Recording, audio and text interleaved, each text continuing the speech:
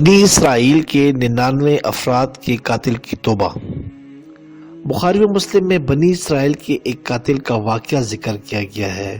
حضور اکرم صلی اللہ علیہ وسلم نے اللہ کے یہاں توبہ کی قبولیت سے متعلق صحابہ کرام رضوان اللہ علیہم اجمعین کے سامنے بنی اسرائیل کے ایک قاتل کا نہایت خوبصورت اور ایمان افروز واقعہ بیان فرمایا کہ بنی اسرائیل میں ایک شخص چوری، ڈکیتی اور قتل میں بہت مشہور تھا اور نہایت معمولی بات پر قتل کر دیتا تھا۔ ہوتے ہوتے اس کے ہاتھ سے 99 افراد قتل ہو گئے۔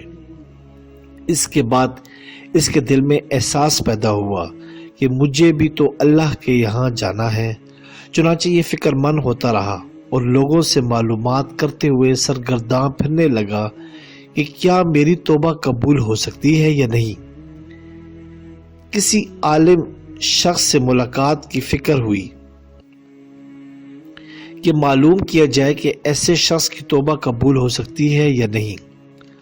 لوگوں نے ایک عابد شخص کے پاس جانے کا مشورہ دیا۔ اس شخص نے اس کے پاس جا کر مسئلہ معلوم کیا کہ کیا میری توبہ قبول ہوتی ہے اور کیا میری مغفرت ہو سکتی ہے، جبکہ میں نے 99 انسانوں کی جان مار دی ہے۔ تو اس عابد کو مسئلے معلوم نہیں تھا۔ اس نے اپنی عقل سے قیاس آرائی دی، 99 انسانوں کی جان مارنے کے بعد اس کی مغفرت کہاں سے ہوگی؟ اس نے کہہ دیا کہ تیری توبہ کسی صورت قبول نہیں ہو سکتی۔ قاتل نے غصے اور جلال میں آ کر اس کو بھی قتل کر کے 100 پورے کر دیے کہ جب میری توبہ قبول نہیں ہوتی تو لا تجھے بھی ختم کر کے 100 پورے کر دوں۔ چنانچہ اس نے 100 پورے کر دیے، مگر اس کے دل میں تردد باقی رہا کہ کیا میری مغفرت کی کوئی نہ کوئی صورت ہوگی۔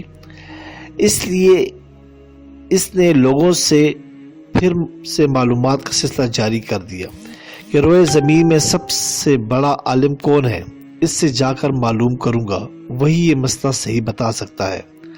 آخر لوگوں نے اس کو بتایا کہ فلاں جگہ ایک عالم رہتا ہے، اس سے جا کے معلوم کرو۔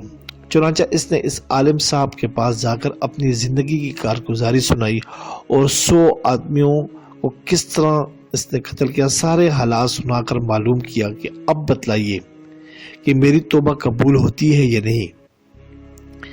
کیا اللہ تعالیٰ کے یہاں مجھ جیسے گناہگار کے لیے بھی مغفرت کا کوئی خانہ ہے؟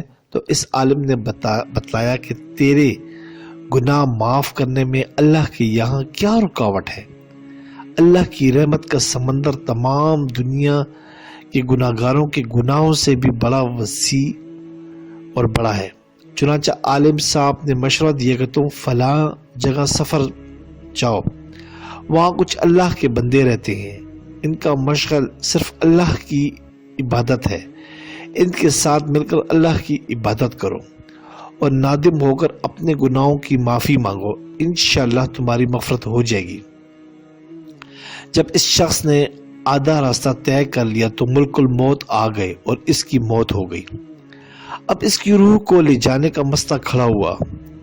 آسمانوں سے رحمت کے فرشتے بھی آئے اور عذاب کے فرشتے بھی۔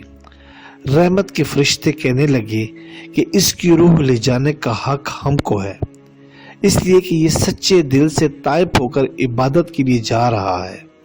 اور عذاب کے فرشتے کہنے لگے کہ اس کی روح لے جانے کا حق ہم کو ہے کہ اس لیے کہ اس شخص نے کبھی کوئی نیک کام نہیں کیا ہے، پوری زندگی معصیت یعنی گناہ میں گنوا دی ہے۔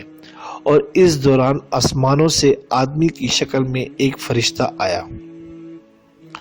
بعض روایت سے معلوم ہوتا ہے کہ یہ آنے والا فرشتے حضرت جبرائیل امین علیہ السلام تھے۔ چنانچہ اس فرشتے نے ان دونوں فرشتوں کے درمیان یہ فیصلہ کیا کہ دونوں طرف کی مسافت ناپ کر کے دیکھ لو کہ جہاں سے آ رہا ہے وہاں کی مسافت قریب ہے یا جہاں جا رہا ہے وہاں کی مسافت، لہذا جہاں کی مسافت قریب ہو اس شخص کو وہاں والوں میں شامل کر دیا جائے۔ چنانچہ دونوں طرف کی زمین ناپ کر دیکھی گئی تو اصل میں نیک لوگوں کی بستی کی طرف مسافت زیادہ تھی اور جہاں سے آ رہا تھا وہ کم تھا، تو حق گناہ گار فرشتوں کا بڑھ رہا تھا، مگر اللہ نے اپنی قدرت سے نیک بستی کی طرف زمین کو کم کر دیا، اور جب فرشتوں نے ناپ کیا تو ظاہر ہے نیکی کے فرشتوں کا حق بن رہا تھا، اس لیے رحمت کے فرشتوں کو اس کی روح لے گئی، چنانچہ اس کی مغفرت کا اعلان ہو گیا۔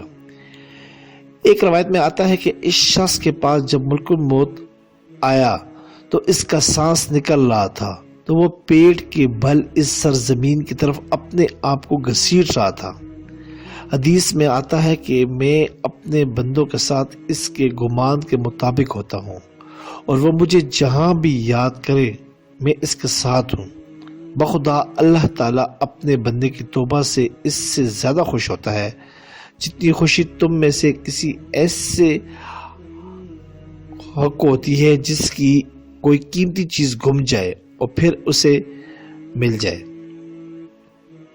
اور جو شخص ایک بالشت میری طرف آتا ہے میں ایک ہاتھ اس کے قریب ہو جاتا ہوں، اور جو ایک ہاتھ میرے قریب آتا ہے میں اس کے پھیلائے ہوئے دونوں ہاتھوں کے درمیان کی مسافت قریب ہو جاتا ہوں، اور جب وہ میری طرف چل کر آتا ہے تو میں اس کی طرف دوڑ کر آتا ہوں۔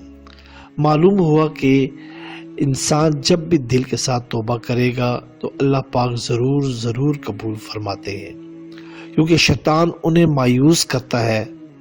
بہرحال گناہ گاروں کو شیطان کی باتوں میں آ کر مایوس نہیں ہونا چاہیے، بلکہ اللہ کی رحمت سے پر امید رکھ کر سچی توبہ کر کے اپنے آپ کو پاک صاف کر لینا چاہیے۔ آخر میں اللہ پاک ہم سب کو توبہ کرنے کی توفیق عطا فرمائے، لائک آمین رب کریں اور العالمین۔ بیل آئیکن پہ کلک کریں تاکہ آپ کو اس طرح ہی پیاری اچھی اسلامی ویڈیو ملتی رہے۔